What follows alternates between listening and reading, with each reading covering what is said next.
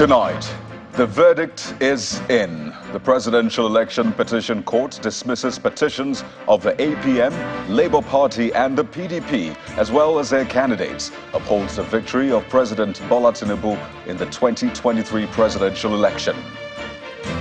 We reject the outcome of the judgment in its entirety. Labour Party reacts to the verdict of the tribunal, says justice was not served and it does not reflect the desire of the people. Kogi State Election Petition Tribunal declares PDP's Natasha Akpoti-Oduah winner of Kogi Central senatorial election, nullifies the victory of APC's Abubakar Ohere. On business news tonight, African Airlines passenger traffic climbs 25.8% in the month of July, and that's according to International Air Transport Association reports. On sports news tonight, Nigerian duo of Victor Osimhen and Azezat Oshola nominated for prestigious Ballon d'Or award. And from the nation's capital, President Bola Tinubu's India trip yielding results with a pledge by investors to commit almost $14 billion worth of investment in Nigeria during a presidential roundtable ahead of the G20 summit in New Delhi.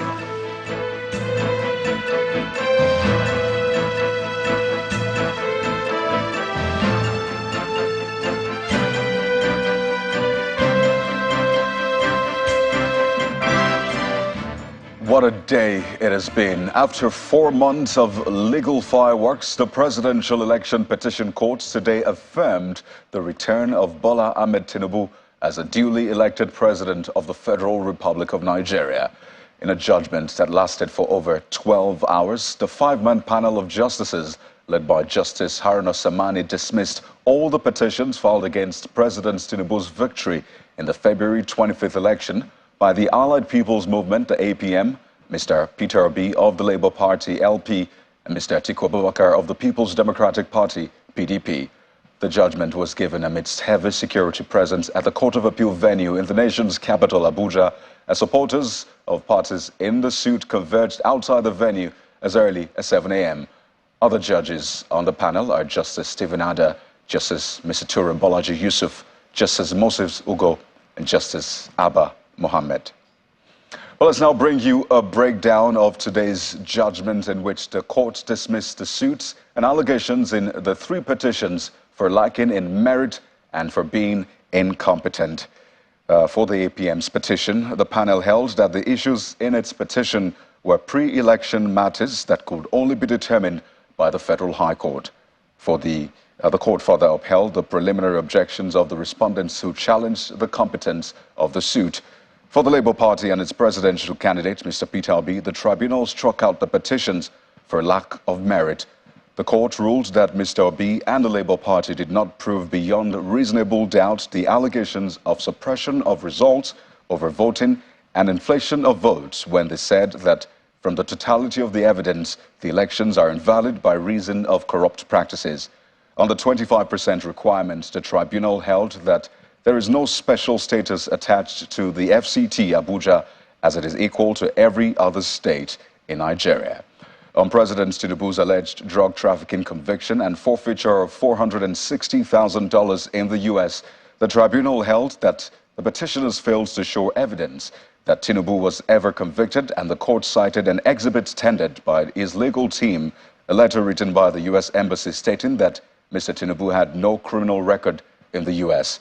On the issue of substantial non-compliance with the provisions of the law, especially with regards to non-transmission of result sheets to IREV, the court held that there is no law that says INEC must mandatorily transfer or transmit the result of the election from the polling units electronically. It was also held that the petitioner failed to establish that INEC deliberately refused to promptly upload polling units results to IREV in order to manipulate results in favor of Mr. Tinubu. For the 3rd petition brought by Mr. Atiku Abubakar and the People's Democratic Party, the court struck out the accusation that President Bola Tinubu has dual citizenship, as well as the aspect where the petitioners claimed that he was not qualified on grounds of alleged criminal conviction and criminal forfeiture in the United States. And in a swift reaction, the Labour Party has rejected the outcome of the judgment by the Presidential Election Petition Court, saying justice was not served and it did not reflect the law and the desire of the people. In a statement by the Labour Party's Publicity Secretary, Obiora Ifo, the party says Nigerians were witnesses to the electoral robbery that took place on February the 25th, which was globally condemned, but the tribunal, in its wisdom, refused to accept the obvious. The statement further salutes the doggedness of its team of lawyers, however says details of the party's position will be presented after consultation with its lawyers. That's after it has received the certified true copy of the judgment. Meanwhile, following the judgment, President Bola Tinubu has assured Nigerians of his renewed focus on delivering his vision of a unified, peaceful and prosperous nation. The statement, according to his spokesman, Ajuri Ngelale, says the president welcomed the judgment of the tribunal with an intense sense of responsibility and preparedness to serve all Nigerians, irrespective of diverse political persuasions, faiths and tribal identities.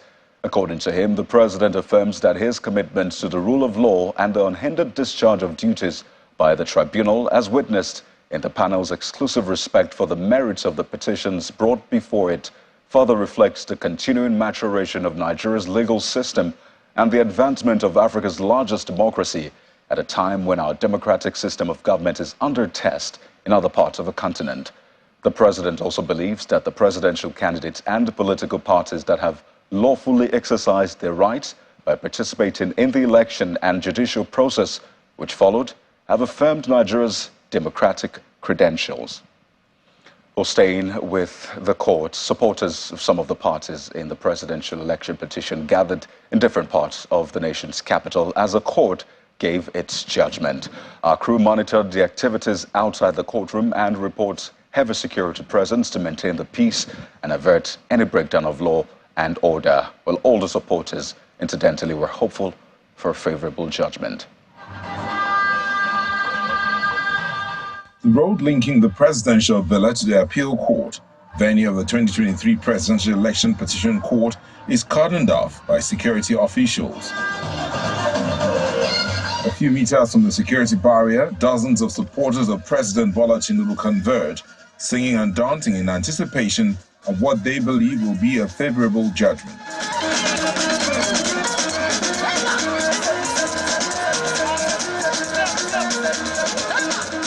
We don't believe in failure because Alhaji Bola Ahmed Tinubu is not a failure right from his childhood, and we believe that he's going to win the election tribunal. Nigerians have already reflected their wishes, and it's acceptable to us, and Asiwaju is doing his best. So we're not expecting anything different, to be honest. And the judiciary, they know this because the facts speak for themselves. Within the same area is another group supporting the presidential candidate of the Labour Party, Mr. Peter Obi, who are also expecting victory for their candidate. Any judgment released by the Court of Appeal to the Nigerian people that does not disqualify Asiwaju Ahmed Bola Tinubu as president-elect, we are rejecting it. The outcome of the judgment should reflect the will of the people, because any attempt to subvert the will of people today must be met with stiff resistance from Nigerian youth. Supporters of the All Progressives Congress are going beyond the judgment to mark the president's 100 days in office. We are also celebrating 100 days in office of the president, who has begun to put Nigeria on the path of greatness. We want to beg Nigerians to please be patient. The temporary pain will lead to everlasting and eternal glory by the grace of the Almighty. It's carnival-like outside the court premises. Groups occupy the streets, all waiting to hear the judgment of the presidential election petition court.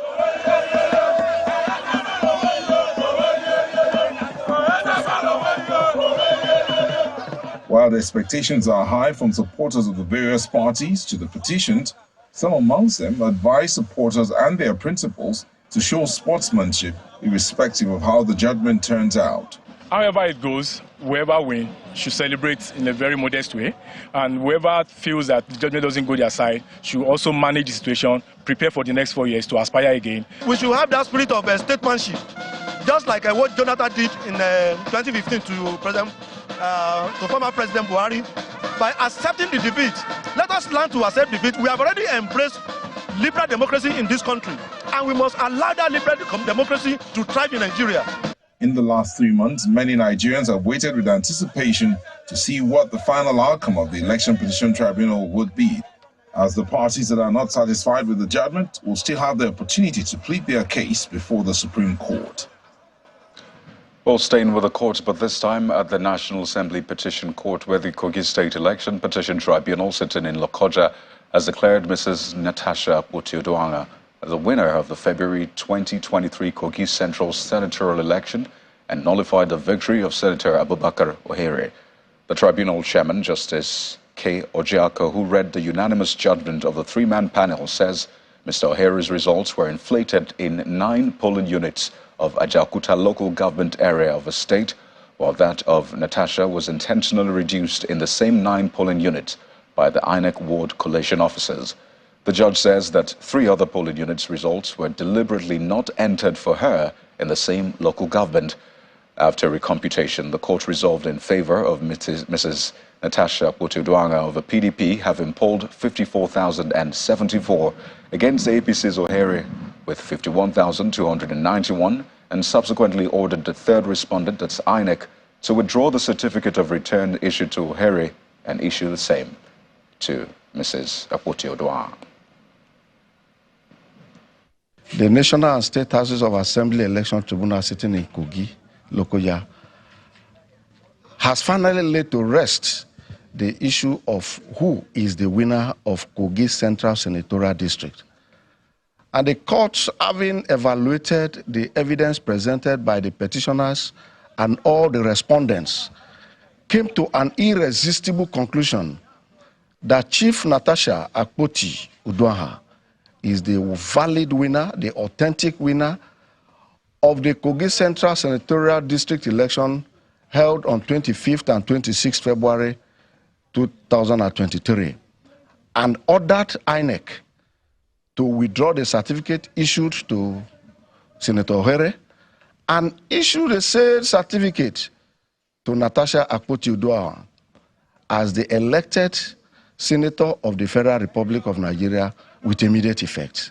That is the judgment of the tribunal, and that has settled the matter.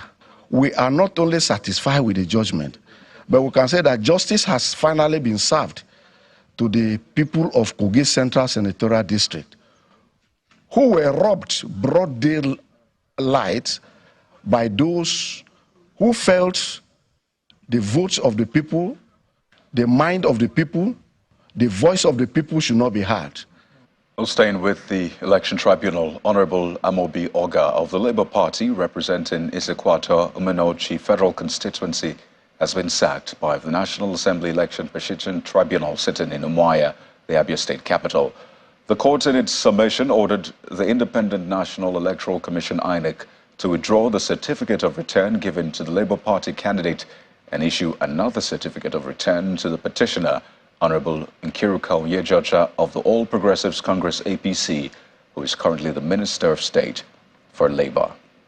And in part 2, after the break, we get more insight into today's big judgment. We're joined by Senior Advocate of Nigeria, Mr. Adeleke Agbola. That's in a moment. To join us again. You're welcome back. Let's now head over live to the appeal court venue of the Presidential Election Petition Court, where the chairman of the APC is speaking. Allegations, complaints by the opposition. All the 3 consolidated petitions have been exhausted, especially the issue of disqualification of our presidential candidate and his running mate, or the vice president at the moment. You can see how that one was dispensed. Also the issue of malpractices in the election. You could see how the judges were able to treat it and dispensed everything. And we're happy that this program was done live so that Nigerians would definitely know what has happened instead of relying on social media where some political parties are inciting people.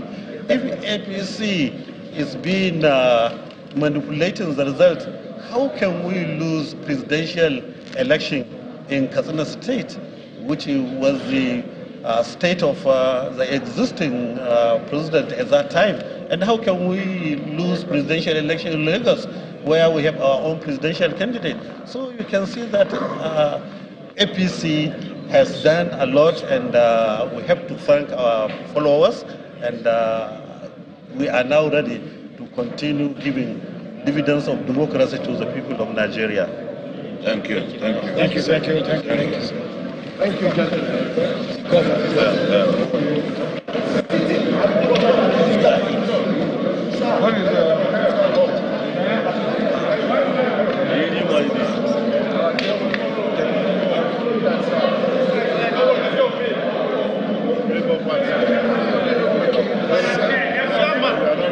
Well, those are live images from the Court of Appeal venue of the Presidential Election Petition Court, where the chairman of the APC, Mr. Abdullahi Ganduje, just spoke. But let's bring you more on today's judgment. We're joined on the news at 10 by Senior Advocate of Nigeria, Mr. Adeleke Agbola. He joins us live in our Lagos studio. It's good to have you on the news at 10. Thank you, Paddy. For a lot of Nigerians, this is maybe new, watching over 12 hours of a judgment being delivered, but clearly not for you. But I'd like to just get your take on this judgment. What do you make of it? Well, we have just been treated to a well-written, well-dissected, well-researched judgment by the Court of Appeal. They have done a good job of listening to all the parties, going through the evidence submitted, and coming to a reasoned conclusion. We can never satisfy everybody, but in my opinion, the judges have done a very brilliant job under very difficult circumstances. Well, swiftly after that judgment was given, the Labour Party rejected the court's ruling, saying that justice was not served and it did not reflect the law and the desire of the people. So for a lot of people who've seen the judgment, what do you look out for when you want to decide that aphorism, that justice must not only be done, but must also be seen to be done? Yes, you know, as a party to the petition, Labour Party is well within its right to criticize or say it does not agree with the judgment. That is within their constitutional right.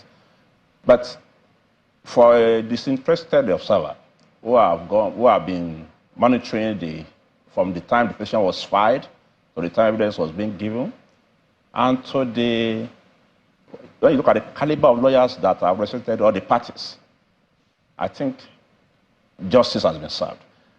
When the first part of the statement by Labour Party is, of course, debatable, but the issue of saying what the people desire, that is not the function of the court. The function of the court is to give judgment according to the law and in accordance with the facts presented before them. They may be wrong. That is why you have an appeal process in place, but I think they have done a very good job with the resources at their disposal. Yeah, I think it was a Chief Justice who described Nigeria's political class as being the most litigious people on earth, literally. And for those who still feel hard done by, what are the options available now? Well, I think a small step has been taken today by the tribunal justices by fining the parties who have been alleged to have brought frivolous petitions. It's still a very tiny amount of money paid by them, which is not enough to cover the cost of any of the lawyers retained by them anyway. And I think the era of frivolous petitions will gradually come to an end when sanctions are applied, not to distract, not to prevent people from coming to court, but to ensure that matters that come to court are ones that are genuine. When you look at what has happened to the lawyers of Donald Trump in the United States, almost all the lawyers that appear for Donald Trump are facing one problem or the other. Some of them have been disbarred. Some of them have criminal proceedings being given against them. It shows the system, where the system works. That you don't just wake up just because you lost an election and you say you want to go to court. That should not be the reason. You should only come to court when you believe that, yes, I lost, but I've not lost fairly.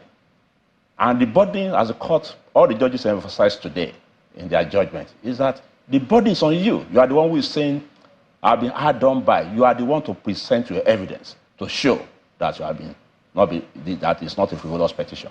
What we have been seeing a lot in our court system, with all due respect to the councils representing the parties, is that a lot of petitions ought not to be filed.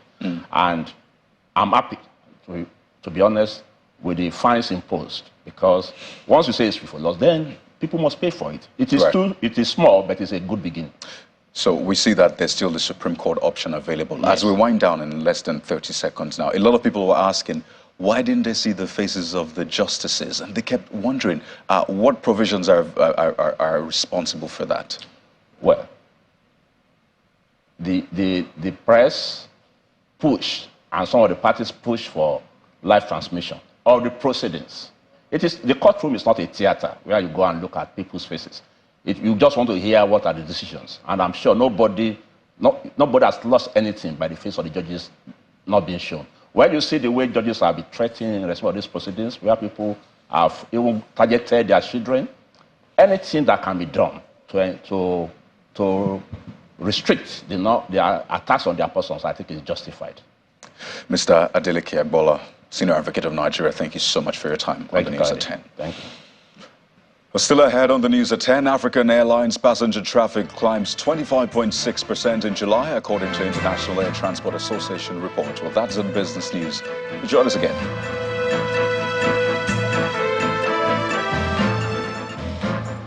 You're welcome back. If you've just joined us, you're watching the News at 10, coming to you live from Channels Television. Here's a reminder of our top stories. The verdict is in. Presidential Election Petition Tribunal dismisses petitions of the APM, Labour Party and the PDP, as well as their candidates, upholds the victory of President Bola Tinubu for the 2023 presidential election. President Tinubu welcomes judgment, while Labour Party says it rejects the outcome of a judgment in its entirety. Kogi State Election Petition Tribunal declares PDP's Natasha Akpotudwanga winner of Kogi Central senatorial election, nullifies the victory of APC's Abubakar Ohere. A former leader of the Proud Boys, Enrique Tarrio, has been jailed for 22 years for orchestrating attack on U.S. Capitol Hill on January the 6th, 2021.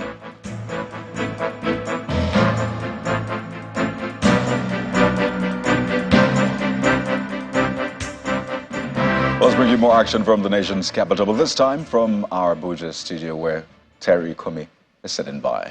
Good to see you, Terry. It's always good to see you as well, Kayode. Now let's go outside the country, but news related to Nigeria. President Bola Tinubu has commended Indian investors for significant investment pledges amounting to almost $14 billion committed during the Nigeria-India Presidential Roundtable and Conference in New Delhi, India.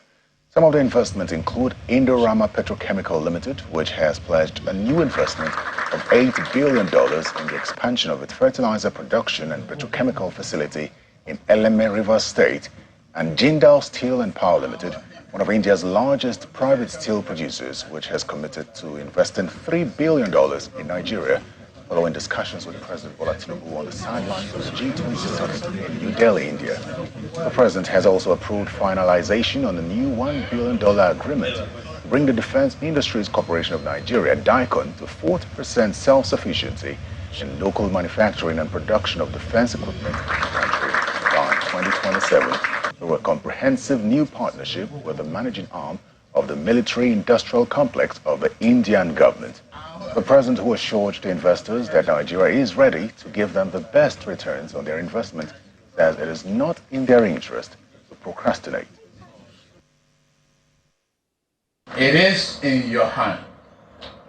And I promise you, just don't keep quiet. Don't procrastinate.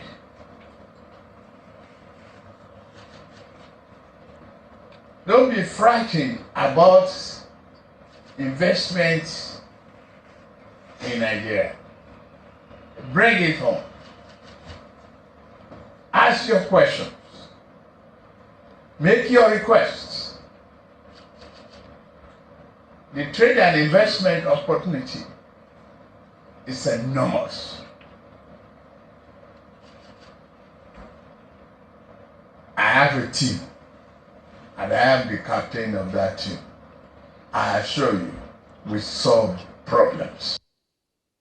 Now, today marks the first 100 days since President Bola Tinubu assumed office. The government believes that the nation is moving in the right direction because of the steps taken by the president. Our State House correspondent Larry Lasisi reports that the first 100 days of the president has received mixed reactions from Nigerians. GCFR. After an intense election, the inauguration day ushers in a new administration for the country. Senator Bola Tinubu was sworn in as the 16th president of Nigeria, and in his inaugural address, he highlights the driving spirit of his administration. Our administration will govern you only on your behalf, but never rule over you. He then made this pronouncement. No provision is there for fuel subsidy. The fuel subsidy is gone. This led to an immediate increase in the price of petrol and queues across the country. Prayers of NLC is that we go back to status quo, negotiate, think of alternatives and all the effects and how to manage the effects this action is going to have on the people. If it is an action that must take off. You don't just come on your first day in your speech. There was nothing to hurry about. You can wait 1 week, 2 weeks and say, subsidy is gone, without looking at the repercussions, immediate repercussions. Since then, Nigeria has not recovered. The government has also taken steps to rebuild the nation's economy by announcing key reforms in the nation's foreign exchange market, as well as taxation. In his first 100 days, in fact, within his first month in office, and in fact, within his first days in office, we saw Mr. President remove the long-standing fuel subsidy. A real encumbrance on our ability to finance investments in critical infrastructure across multiple sectors of the economy, and also, of course, the bold unification of the foreign exchange rates, which is also positioning us to be able to save scarce revenues in foreign exchange to ensure that we're in a position to share excess revenues to the states and subnational governments of the country to deliver those core services to our people. However, some Nigerians see it as a tough ride. The administration came in at a peculiarly difficult time in Nigeria's history. Economically, we were going down very rapidly as a country. Socially, there was lack of cohesion. And in terms of security, we're in a pretty bad shape than we've ever known it for a long time.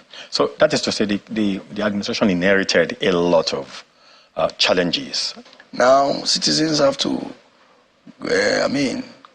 have to combat with the fuel prices that have increased twice within a month or two.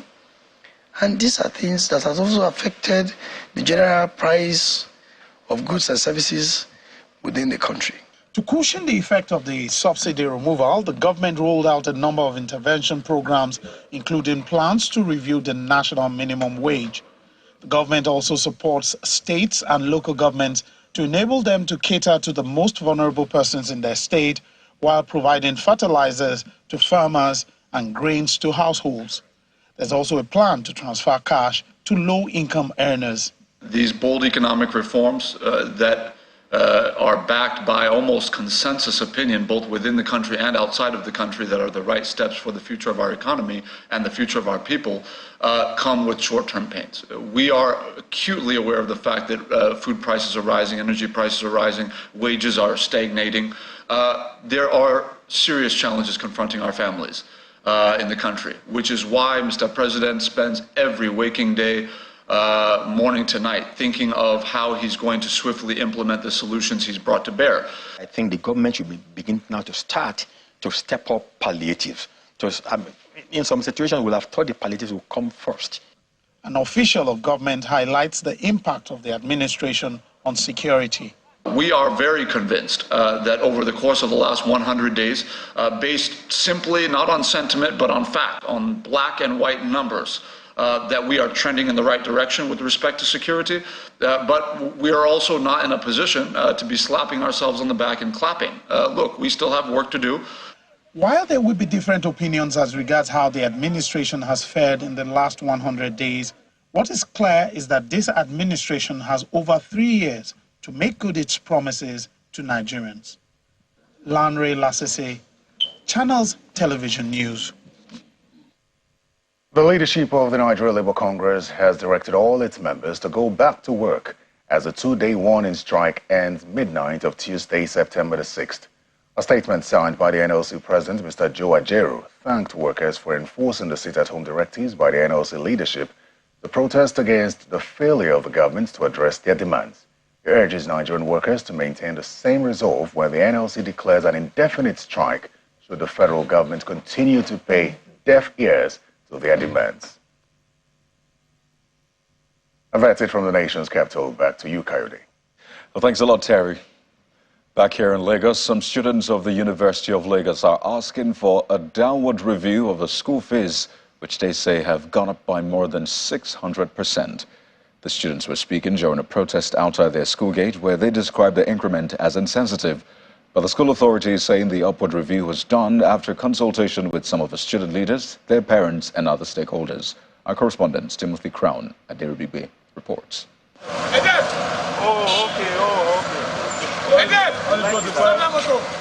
It's a heavy presence of security operatives here at the main gate of the University of Lagos. They are here to stop the protest by some students who are challenging the increment in their fees. The DSS, police, NSCDC, LASMA, and other law enforcement agents are on the ground to ensure that the protest does not hold. The action is already taking a toll on members of the university community and, of course, the communities around the university environment. The students are challenging the decision of the university to increase their fee by what they say is over 600%. Some of the organizers of the protest allege that the police shot at them and arrested some of the early birds for the protest, reason for the calm ambience. What Unilag management just did right now is that it's like you beating a student and you're telling he or she not to cry. Why will you do something that I'm not comfortable with and you expect me to be okay with it? It's not good, it's not ideal. We are not even fighting, I'm not armed. No student is allowed entry to the campus, and anyone else who would enter must be cleared. Some of the students hang around, hopeful of entering.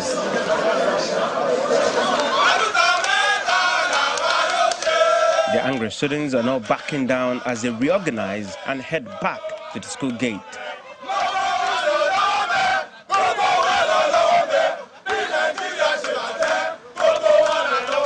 There's traffic jam and motorists find alternative routes out of this access.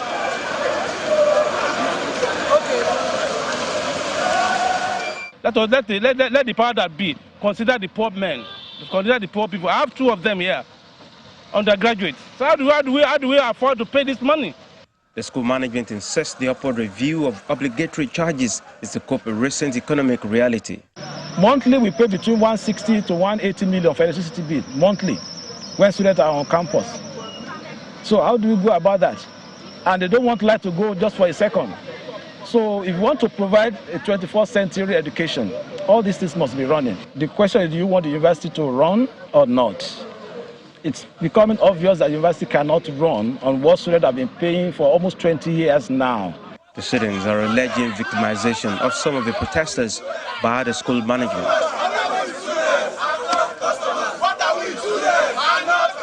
We are just here to make a request known to the VC and the management that this is what is happening. Imagine the school fees being increased from 16,000 naira to over 100K just within a month. We understand that there is an increment because of the economic state of the country. But out of the plea and the fatherly love of the president of this country, he gave a directive to all federal institutions to suspend and put on hold all forms of increments in the institution. But yet, the management of University of Lagos turned a blind ear. Beside their original demands, the protesters are asking for the release of some of their colleagues who were arrested. Timothy Crown at Deribigbe, Channels Television News. Well, business news is next on the News at 10 with Anne Wawado.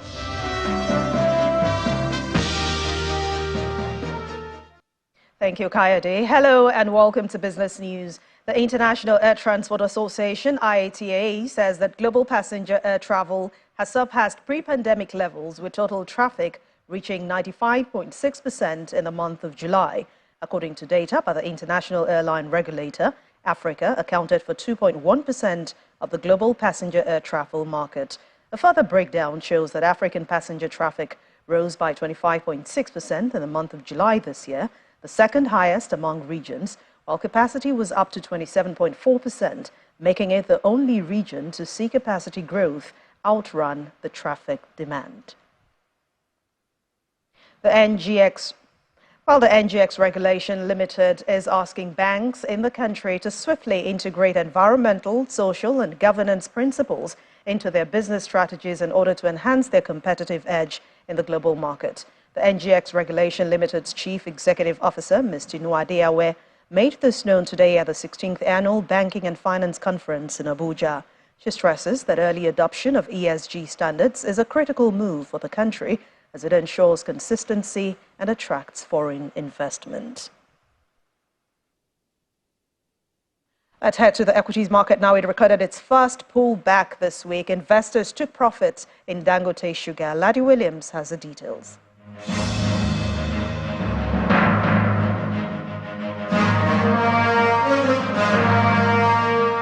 Hello and welcome to the Stock Market Report. Well, for the third trading day of the week, investors take a breather with a marginal decline, allowing the bear to make an appearance.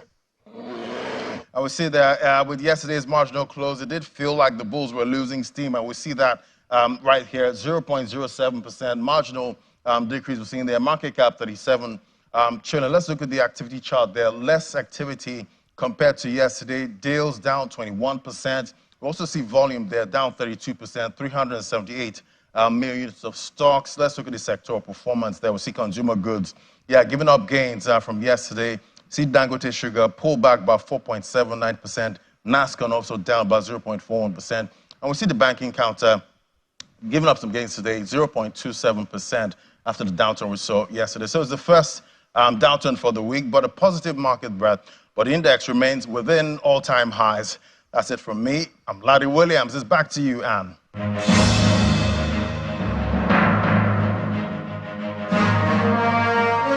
And that's business news for tonight. Thank you for watching. I'm Anne Nwawado. Kayode will be back with the rest of the news at 10. Well, thank you, Anne. Outside the country, the ousted president of the Republic of Gabon has been freed from detention after spending about a week under house arrest. According to a statement by the self-proclaimed interim president, General Brice Nguema, via state television, the former president has the freedom of movement and can travel abroad if he wishes. For more on this and other international stories, here's Simon Pusey in Around the World in 5. Good evening and welcome to the channel's studios here in London with your international news around the world in 5. The Proud Boys' former leader, Enrique Tarrio, has been jailed for 22 years for orchestrating the attack on the US Capitol on the 6th of January 2021. It is the longest sentence handed down so far over the attack, which happened as lawmakers were certifying President Joe Biden's 2020 election victory. Tarrio was not in Washington during the riot, but helped organize the far-right group's involvement. As he was led from court, he flashed the two-fingered peace or victory sign. The Department of Justice's sprawling investigation into the riot has so far seen more than 1,100 people arrested and charged. We didn't have much time to speak afterwards, but of course it all caught us a little bit off guard where the sentence was imposed in the manner it was imposed, as far as a sentence of 22 years, being one that was run consecutive to another. But yet that's what the appellate process is for, right? So that's why we're here. That's what we anticipate is going to go forward from this point on. Torrential rain and winds caused by a cyclone have left at least 27 people dead in southern Brazil, with more flooding expected. The governor of Rio Grande do Sul said it was the state's worst ever weather disaster. Thousands have been forced from their homes. In Mucum, a town of 5,000 people, hundreds had to be rescued from their rooftops as 85% of the town was flooded. President Luiz Inácio Lula da Silva said the federal government was ready to help. African leaders have proposed new global taxes and reforms to international financial institutions to help fund climate change action. The Nairobi Declaration capped the three-day Africa Climate Summit in Kenya, which was dominated by discussions of how to mobilize financing to adapt to increasingly extreme weather, conserve natural resources, and develop renewable energy. Organisers emphasized market-based solutions such as carbon credits in the lead-up to the summit. As a continent, we have developed our common position, which encapsulates our ambition for socio-economic transformation and our climate action agenda. This position is anchored on the potential that Africa holds to decarbonize the global economy and set the stage for green industrialization throughout the world. The main border crossing between Pakistan and Afghanistan has closed after forces there fired on each other.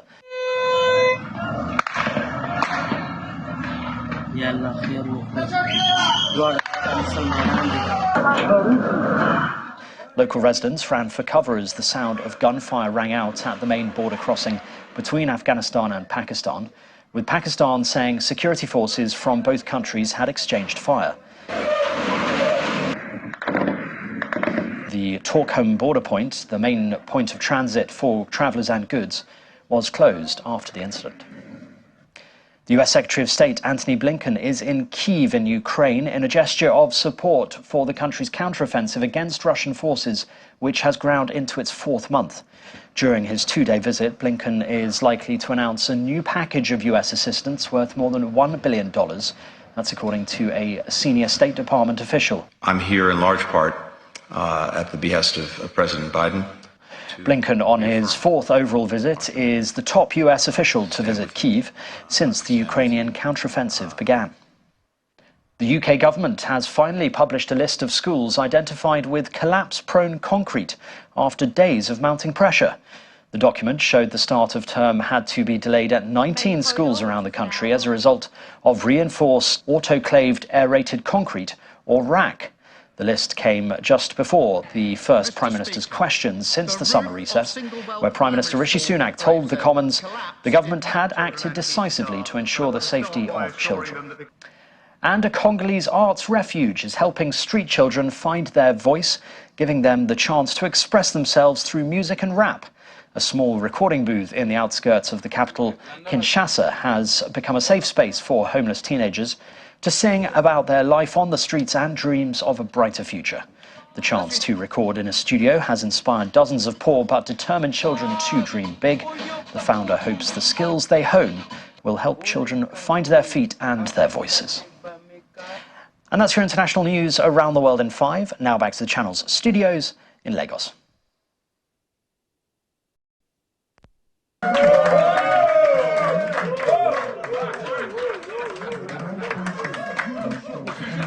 Well, let's now bring you moments of celebration from faraway India as the Presidential Election Petition Court delivered its judgment here in Nigeria. Well, a visibly excited President Bola Tinubu is being congratulated by his entourage to the G20 summit in New Delhi, India, with the famous On Your Mandate song ringing in the air. So they see the president shaking members of his entourage to New Delhi, India, just right after the judgment was given at the Court of Appeal venue of the Presidential Election Petition Court. On your mandate we shall stand. On your mandate we shall stand. On your mandate we shall stand. On your mandate, on your mandate, on your mandate we shall stand.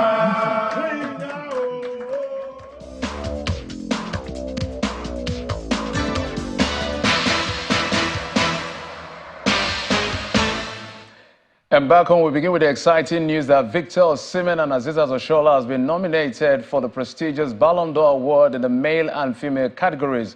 Osimhen's heroics in Napoli earned him a spot on the 30-man list, while Oshoala's outstanding contribution for Barcelona put her among 30 female footballers who could win the award, and this makes Nigeria the first African country to have both a female and male player on the nomination list for the October 30th event in Paris. Now it's a full house in the camp of the Super Eagles of Nigeria in Uyo, Akwa Ibom State capital, as they prepare for the Africa Cup of Nations qualifying against Sao Tome and Principe. All 23 invited players are already in camp ahead of Sunday's match by 5 p.m. at the Gospel Akpabio International Stadium. Meanwhile, Nigeria has already qualified for the Africa Cup of Nations in Cote d'Ivoire next year. And outside our shores, Real Madrid have unveiled a footage of the 900 million euro. And that's it on Sports. Kyle, it is back to you.